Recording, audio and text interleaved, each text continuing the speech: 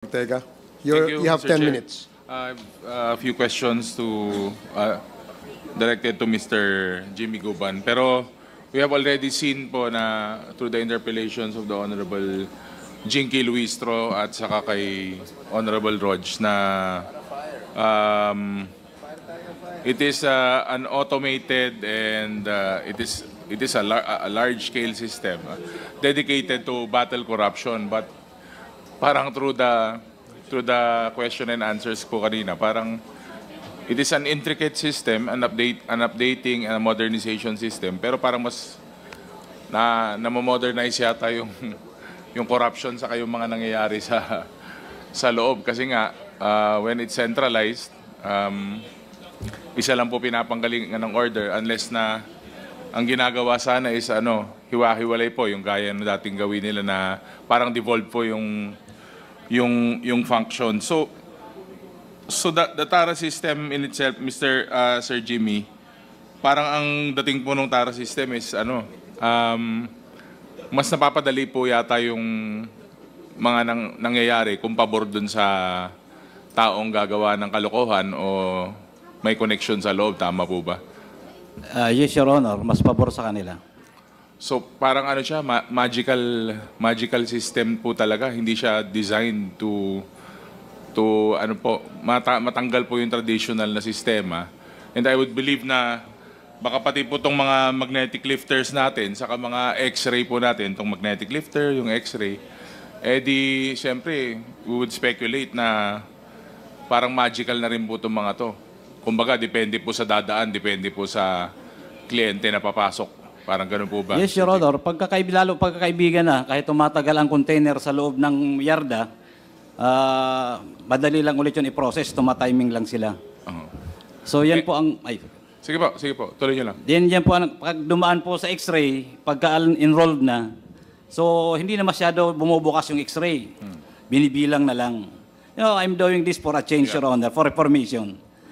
Because I'm very thankful that the Honorable Commissioner has also admitted that there was really corruption. For a change, Your Honor, and for reformation.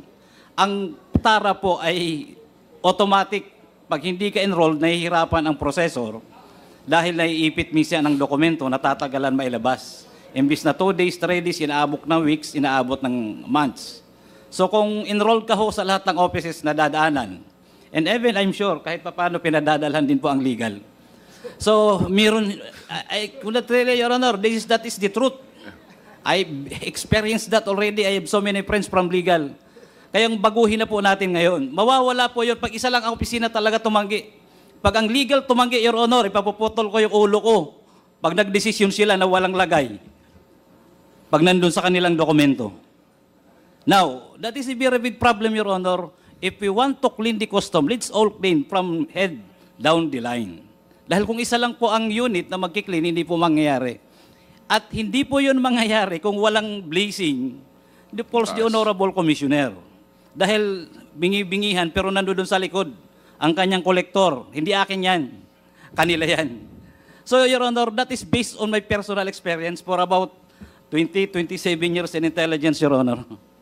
And Mr. Chair, to manifest lang, I'm sure meron pa rin pong mga ganitong problema na existing right now with the interpellations of our chairman kanina.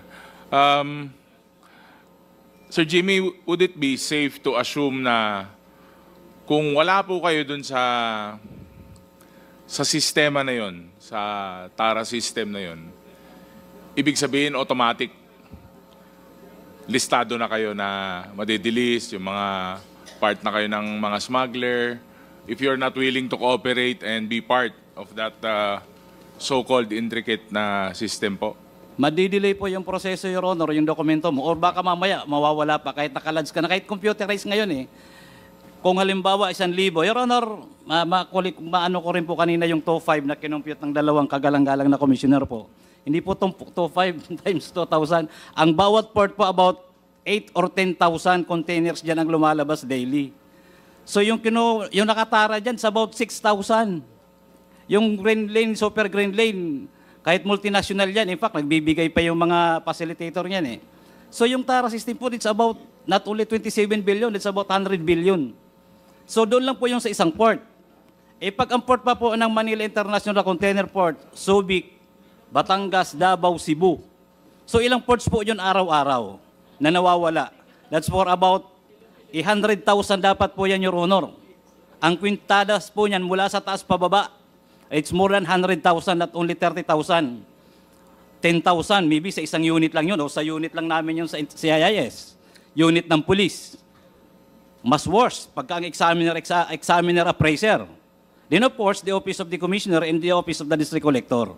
So kung yun po ay mawawala, magiging malinis, mapiprevent po natin ang precursors ng droga, mapiprevent po natin yung illegal importation mismo ng droga, din makakatulong po sa ekonomiya. In fact, pag maganda po ang management ng custom, kahit po dollar salting, matitrace natin, then economically will improve, Your Honors.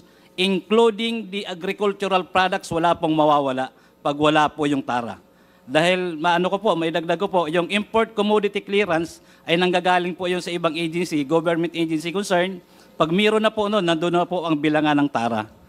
Para po makapag-import, halimbawa bigas, bibigyan ng BPI, baril, bibigyan ng PNP. So lahat po yun kasi, all it involves money pagdating po sa customs. Sana po mawala.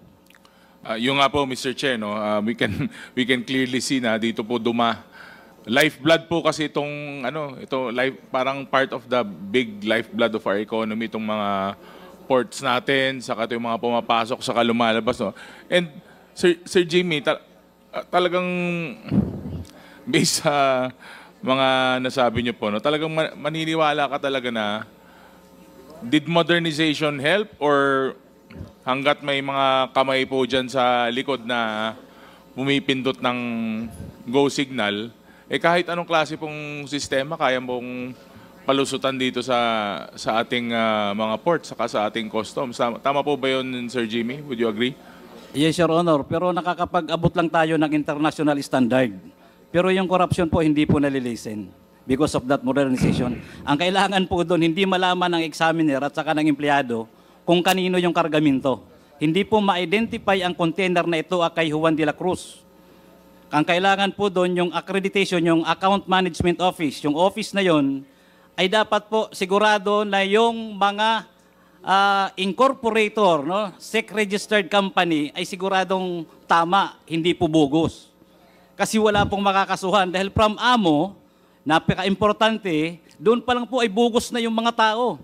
So lahat po ng dokumento, kung yun ay itatama yung warehouse, itatama po yung address, wala pong makakalusot na smuggling.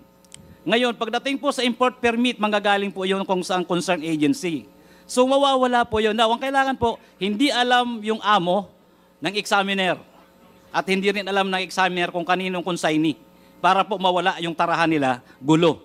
Then at the same time, Your Honor, the examiner must be reassigned 2 or 3 months from the Port of Manila to Port of Batangas and the other ports para hindi po ma-identify kung anong produkto ang meron doon. Your Honor, there must also be a pre-inspection coming from the port of origin. Kasi hindi naman po yan makakalusot eh. Doon po sa bill of lading, yan ang kontrata ng importer, exporter. Nandun na po yung goods. Pag nagkamali po doon sa pagdeklara, ibig sabihin may kasabwat galing sa port of origin. Your Honor, the same with my case in the case of Mr. Taguba. Galing po sa port of origin, alam na yun kung sino nun ang nag-export. So, hindi po makakalusot ang smuggling, Your Honor. Pag mayroong pre-inspection representative, lalo na po kung mayroon din ang government ng particular bansa or country na mag-certify na yun ay tama, na importation, tama ang deklarasyon. At hindi po alam ng examiner at ang intelligence operative ng police, kahit po ang deputy commissioner, isa lang po dapat ang nakakaalam sa concerned product, kung ano ang product. And again, Your Honor, doon po sa amo, nandoon po yung importable materials. Kung ano po yung naka-accredit sa amo, account management office, yun lang dapat ang import. Kasi nakalagay po yun doon bago po aprobahan ng amo. Kung ang amo po ay under ng intelligence or under ng office of the commissioner, dapat po nire-review. Yung po ba na ini-import ng isang consignee ay nandoon sa inaprobahan according doon sa amo accreditation. If it is not, wala po doon, Your Honor, ay dapat wag na ipayagan. Kahit to general merchandise. Pag nag-i-inspect po ako niya, pinag-define ko kung anong klaseng general merchandise.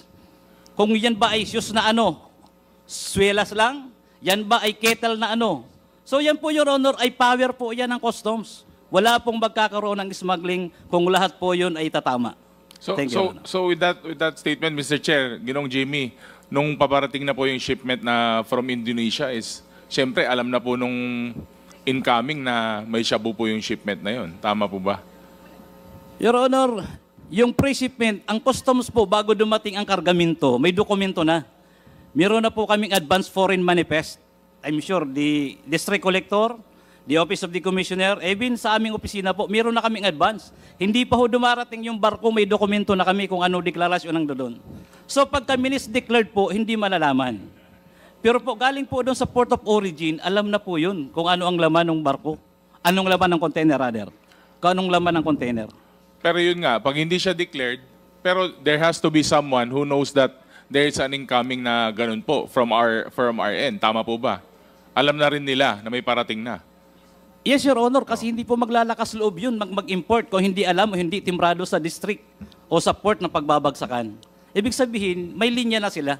Nag-uusap na sila, may presyo na yan kung magkano, kung paano gagawin. In my case, Your Honor, that is already more than 30 days. Abandoned shipment, hindi nila ginagalaw. Tapos nung hinuli namin, kami ang kinulong. I'm very sure, the Honorable Commissioner nandito po. Abandoned shipment yung hinuli namin. Wala pong nawalang kargamento kahit na ano sa loob. So, ibig sabihin, totally po nahuli namin yung shabu. Wala pong nawala kahit piso. Totally, hindi na ho nakalabas ng customs. So, ibig sabihin, may kasabot na yun doon sa district office or port na pagbabagsakan kung sino ang tuturuawi ng kargamento na yon, anong oras, anong gabi, or kaya ipaparalyze yung computer para mailabas po yung illegal na droga. Ano na, gagana na yung Brown out. Tara, yung Magic Lifter, saka yung mga Yes. Magic X-ray, no? Yes, Your Sir Honor. Jimmy. Opo. Mr. Chair, for a few questions na lang po.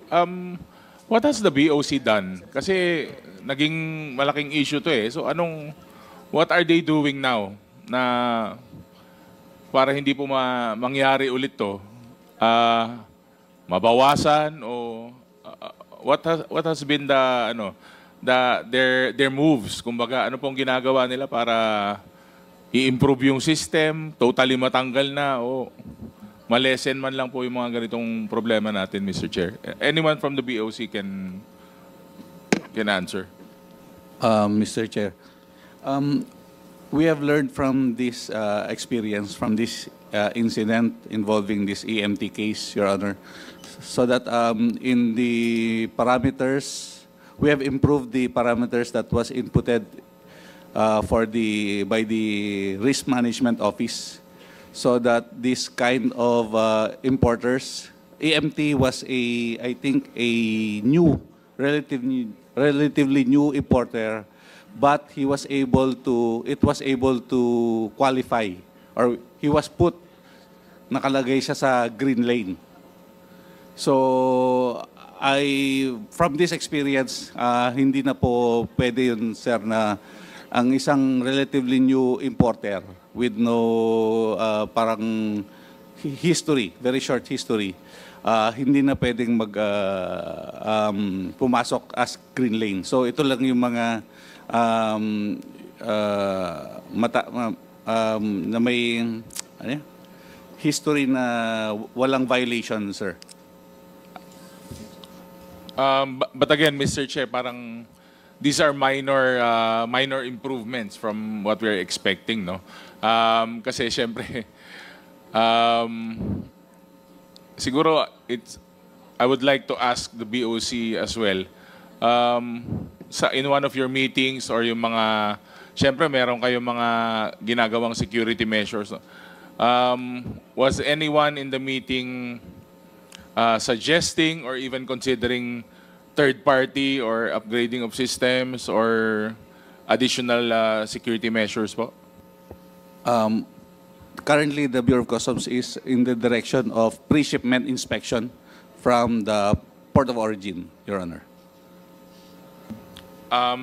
Thank you, Mr. Chair. Last na lang po kay Sir Jimmy siguro at saka kay Sir Mark.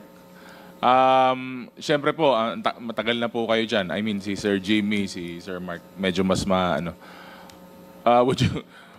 masasabi niyo po ba na yung TARA system din po ang naging problema? At saka kung saan na kayo ngayon, yung sistema na yun na parang naging way of life, hindi ganun ka-foolproof. Tapos kayo pa po yung nadiin. Parang ganun na po yun eh. Ganun na pong dating nun eh. Naging biktima po kayo ng isang sistema na kinasanayan po sa BOC. Yes po, Your Honor. So sabi nga ni Kong Jingy kanina, yung fall guy talaga. Yung nangyari sa inyo, kayo yung mga fall guy. Pero for my last question, sir, kung meron po bang representative dito, sa mga nag-file po ng cases against you, bakit kayo po yung agad na mga finailan nila? Ano po ang, kumbaga, anong inspirasyon nila? Ba't kayo agad? Yun napasok at nabigyan na-file ng sunod-sunod na mga kaso. Your Honor, sa case ko po ay pinaka-worst po yun dahil magkasama kami ng PDEA na nanghuli. I'm sure they were present today. Wala kaming pinakawalan, kundi tinorn over properly sa PDEA. Then during the Senate hearing, nandun lang kami. I don't know what was the reason bakit nagkaroon ng conspiracy to import. Na present po ang PDEA during the time of the apprehension. Then the magnetic lifter loaded with shabu was also apprehended inside of the area of the Bureau of Customs. Hindi po nakalabas. Hindi pa po na-examine, kundi that was already an abandoned shipment. And hindi po namin makuha, bakit po yung personnel ng customs ay hindi po ginalaw, hindi nakasuhan? Bakit ko ako na isa sa mga nanghuli, ako po ang kinasuhan?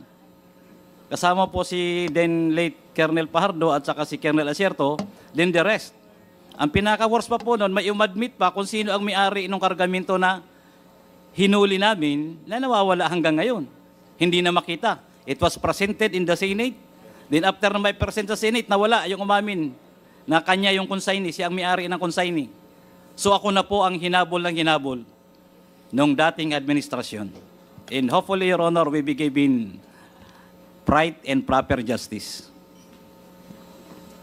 Follow-up na lang po, Mr. Chair.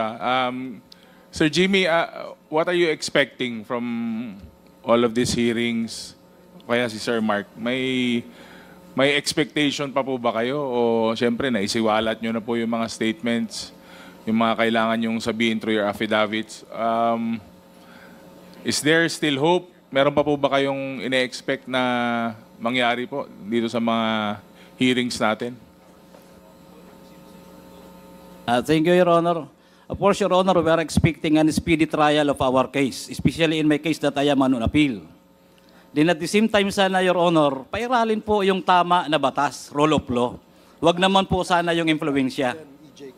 Dahil nakitang-kita naman po kahit na hindi pa po abogado, hindi masyadong marunong sa legal, nandoon po yung katunayan na wala po kaming ginawa kundi hulihin lang ang illegal na droga sa loob mismo ng customs at wala pong nawawala. Thank you po. Thank you. Thank you, Mr. Chair. Mr. Chair. Thank you, Congressman Ortega. The last to interpolate on the topic of drugs before we proceed sa EJK is Congressman Acop. Congressman Acop,